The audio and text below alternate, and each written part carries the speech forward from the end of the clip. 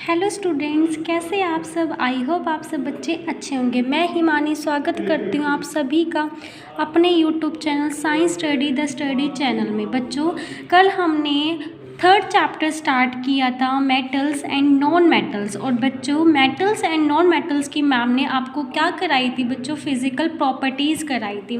Chemical properties करने से पहले बच्चों हम इन क्वेश्चंस को देखते हैं, ठीक है। ध्यान से देखो, जो मैम ने कल पढ़ाया था ना, उसी में से है ये सारे क्वेश्चन। फर्स्ट क्वेश्चन देखो कि एग्जाम्पल दो, कौन सी मेटल है, कौन सी मेटल रूम टेम्परेचर पे लिक्विड बन जाती है। बच्चों बताओ, कल मैम ने आपको बताया था कि जो मेटल्स होती है वो जनरली सॉलिड होती है, लेकिन एक मेटल ऐसी है कि जो रूम टेम्परेचर पे लिक्विड हो जाते हैं। उसका नाम बताओ बच्चों।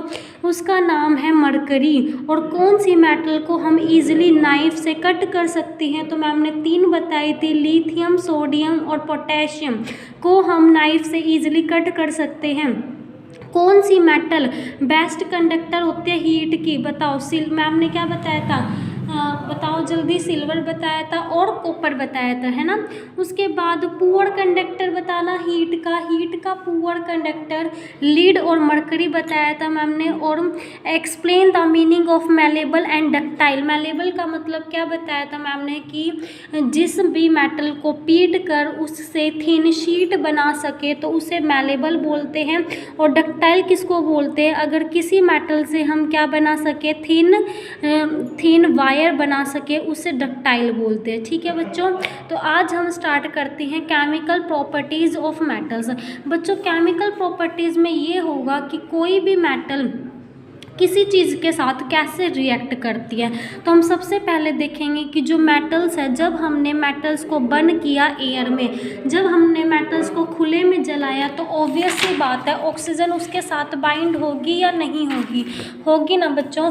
फर्स्ट टॉपिक है आपका केमिकल प्रॉपर्टीज़ में। केमिकल प्रॉपर्टीज़ में फर्स्ट टॉपिक क्या है कि व्हाट हैपन्स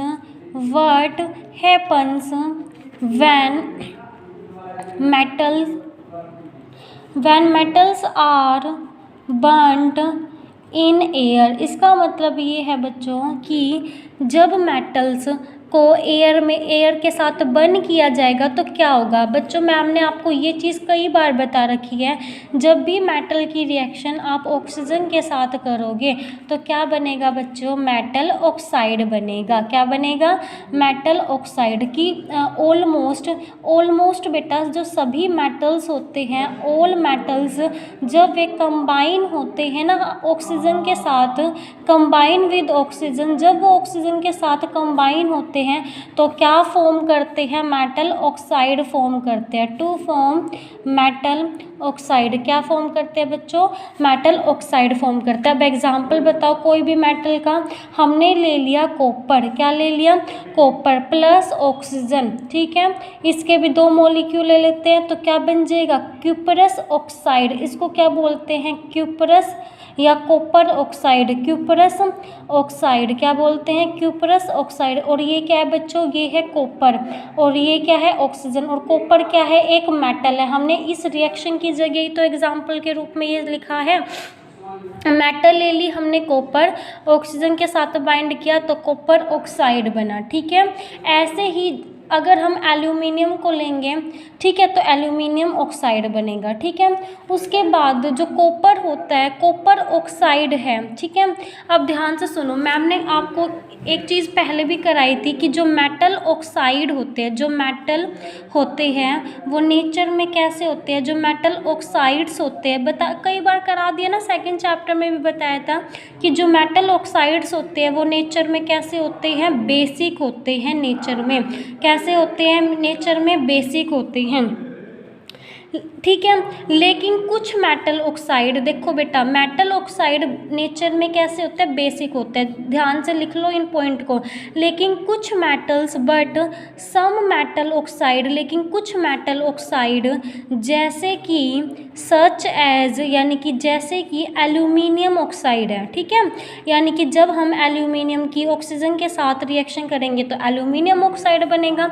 जैसे कि कुछ मेटल है, कौन सी मेटल ऑक्साइड हो गई, एल्यूमिनियम ऑक्साइड हो गई और जिंक ऑक्साइड हो गई, जिंक ऑक्साइड हो गई। और भी ऐसी है जो कि एसिडिक बिहेवियर भी शो करती है as well as basic behaviour भी शो करती है।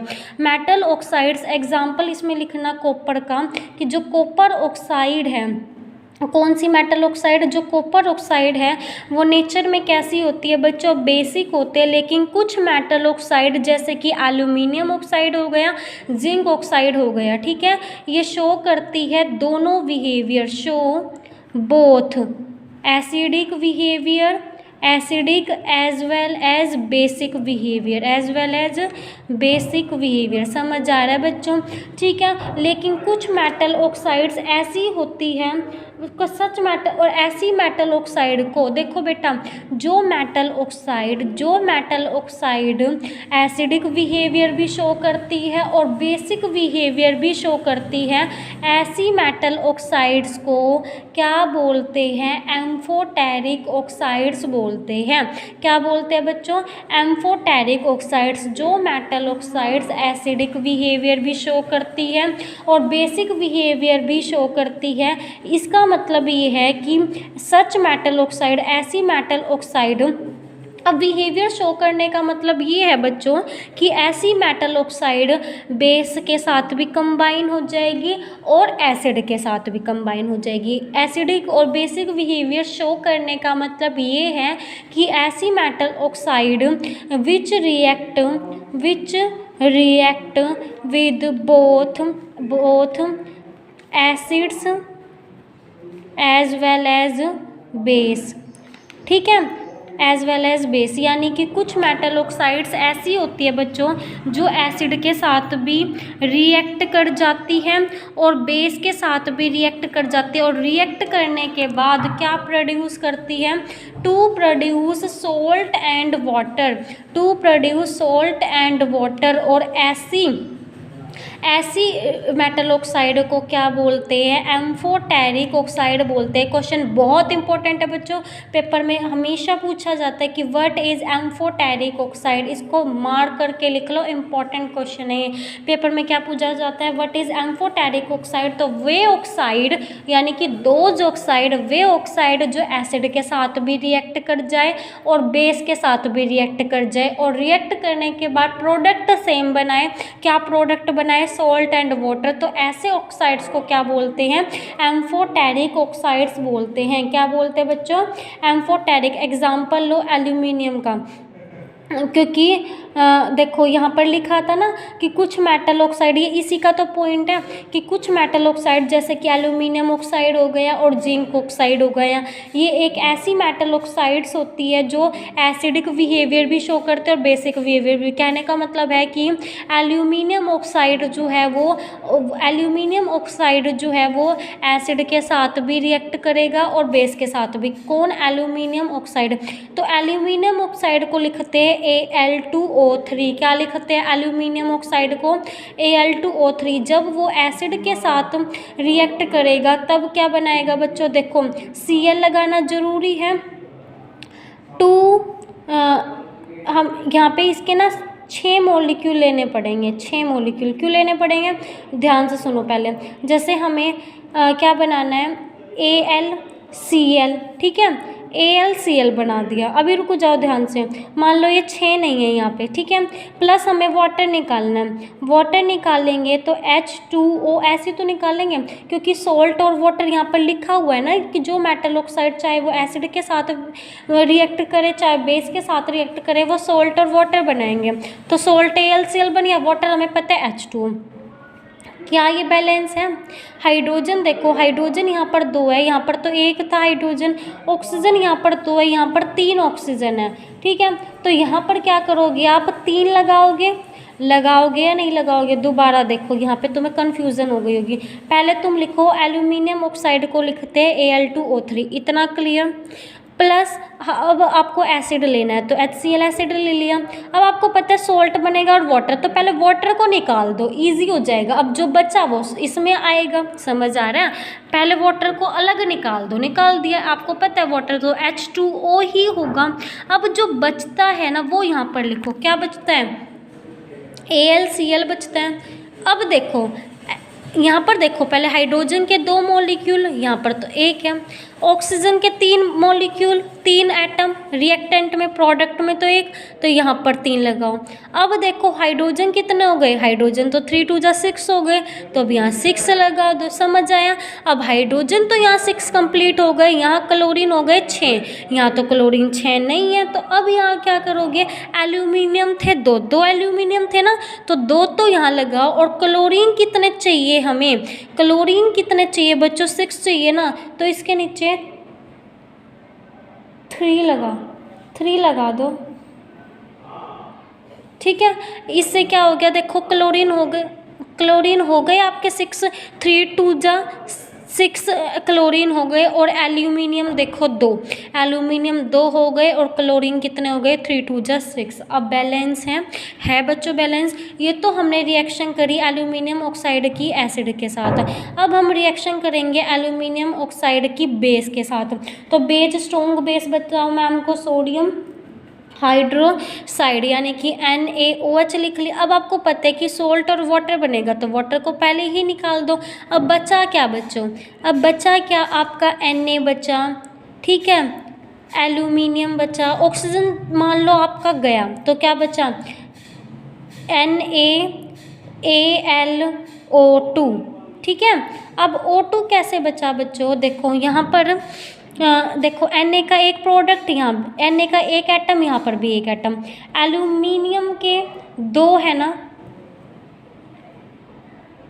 एल्यूमिनियम के 2 है ना, और ऑक्सीजन कितने, 3 और 1 4, तो एक तो यहाँ आ गया। अभी 2 ऑक्सीजन बचते हैं ना, और 2 ही एल्यूमिनियम बचते हैं एल्यूमिनियम 2, ऑक्सीजन 2, ऑक्सीजन हो गए हमारे 2 2 4 और 1 5 हो गए ना। अब यहाँ और देखो सोडियम भी तो 2 है, लेकिन यहाँ तो सोडियम 2 नहीं है, अब यहाँ लगा दो, अब हो गया complete. Aluminium 2, sodium 2, oxygen count करो 3 4 5, 2 2 4 और 1 5, हाइड्रोजन 2। तो ये किसका एग्जाम्पल है बच्चों, ये एम्फोटेरिक ऑक्साइड्स के एग्जाम्पल है, एम्फोटेरिक ऑक्साइड्स के एग्जाम्पल है। क्योंकि एम्फोटेरिक ऑक्साइड में ही क्या बोला था कि ऐसे मेटल ऑक्साइड जो एसिड के साथ भी रिएक्ट करें और बेस के साथ भी रिएक्ट करें, और रिएक्ट करने के बाद सेम प्रोडक्ट बनाए, क्या, सोल्ट और वाटर, क्या बनाए बच्चों, सोल्ट और वाटर बनाए, और वही बन रहा है, क्या बन रहा है, सोल्ट और वाटर बन रहा है। समझ आ रहा है। अब देखो बच्चों क्या लिखा हुआ है कि कुछ मेटल ऑक्साइड्स जो होते हैं वो वाटर में घुलते ही नहीं हैं, कुछ मेटल ऑक्साइड्स वाटर में इनसोल्यूबल होते हैं। इनसोल्यूबल का मतलब होता है कि वो वाटर में घुलते नहीं हैं, और लेकिन कुछ घुल जाते हैं, और ऐसों को क्या बोलते हैं, एल्कलीज। मैम ने आपको कल परसों भी ये बात बताई थी कि जो मेटल ऑक्साइड, मैम ने आपको क्या बताया था कि जो मेटल ऑक्साइड्स होते हैं वो नेचर में कैसे होते हैं, अब बेसिक होते हैं। बताया था ना कि जो मेटल ऑक्साइड्स होते हैं वो नेचर में कैसे होते हैं, बेसिक होते हैं। तो जो बेस आपके यानी कि जो मेटल ऑक्साइड आपकी वाटर में घुल जाती है उनको बोलते हैं एल्कलीज। और यहाँ पर मैम बोल रही है कि कुछ जो मेटल ऑक्साइड्स होते हैं वो नेचर में कैसी होती है, बेसिक होती है। और मैम ने अभी क्या बोला कि मेटल ऑक्साइड जब वाटर में घुल जाती है तो उनको बोलते हैं एल्कलीज। एल्कलीज का मतलब ही क्या होता है बच्चों, बेस होता है। एल्कली का मतलब क्या होता है बच्चों, प्यारे बच्चों, क्या होता है, बेस होता है। समझ आ रहा है।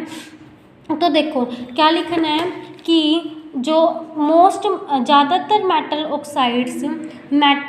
ऑक्साइड्स वाटर में नहीं घुलती और इनसॉल्यूबल होती है वाटर में, लेकिन कुछ घुल जाती है। But some metal oxides dissolve या soluble in water to form और क्या बनाती है, एल्कलीज बनाती है। एल्कलीज को क्या बोलते हैं, बेस ही तो बोलते हैं। एग्जाम्पल, इसमें एग्जाम्पल होगा आपका सोडियम ऑक्साइड का। सोडियम क्या मेटल, यानी कि कौन सी मेटल ऑक्साइड का, सोडियम ऑक्साइड का। और पोटेशियम ऑक्साइड का, पोटेशियम ऑक्साइड का। तो सोडियम ऑक्साइड ले लो Na2O, सोडियम ऑक्साइड ले लिया। वाटर में घुलेगी ना, वाटर में घुलेगी, इसलिए H2O लिखा है। तो क्या बनेगा, 2NaOH। 2 क्यों आया, क्योंकि सोडियम के 2 मॉलिक्यूल थे, हाइड्रोजन भी 2 थे और ऑक्सीजन भी 2 थे, इसलिए मैंने यहाँ कॉमन लिख दिया 2NaOH। और देखो ये क्या बना, क्या बना बच्चों, ये बेस ही तो बना। यही तो बात लिखी हुई थी कि कुछ मेटल ऑक्साइड वाटर में घुल जाती है और जो मेटल वाटर में घुल जाते हैं उनको बोलते हैं एल्कलीज।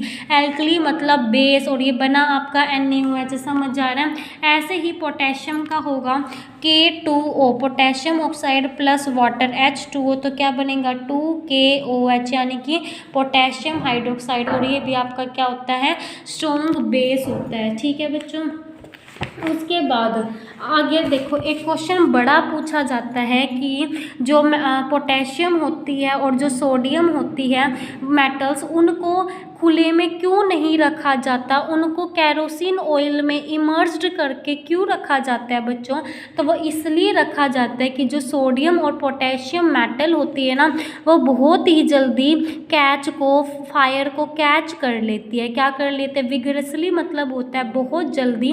ये बहुत ही रिएक्टिव मेटल होती है, बहुत ज़्यादा रिएक्टिव मेटल होती है। कौन सी, पोटेशियम और सोडियम बहुत जल्दी एकदम से रिएक्ट कर जाती है और आग को, फायर को कैच कर लेती है।